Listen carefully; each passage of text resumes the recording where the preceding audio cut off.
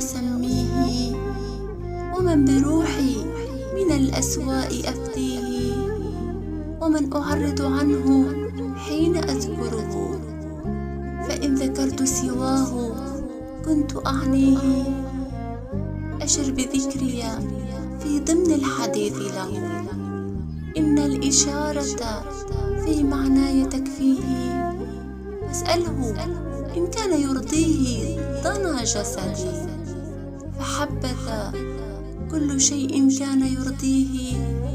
فيا ليت عين حبيبي في البعاد ترى حالي، وما بي من ضر أقاسيه. هل كنت من قوم موسى في محبته، حتى أطال عذابي منه بالتيه.